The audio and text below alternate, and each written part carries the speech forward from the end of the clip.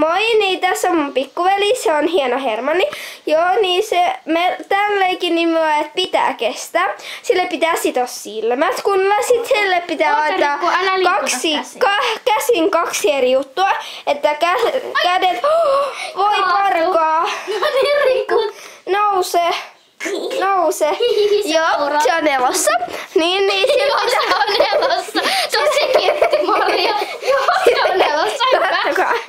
Pitää kestää leikki on sellainen, että voi nähdä onko herkkä vai onko laiska ja nuori ja niin.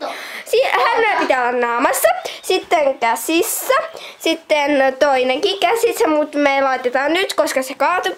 Ja sitten tosiaan... Maria, pitätkö sä oikeesti pitää pikkuveljes pystyssä? Joo, no niin, kannattaa leikki myös. Pitää kestää. Kestääkö? Hei hei! Riku, pysy pystyssä. Moi!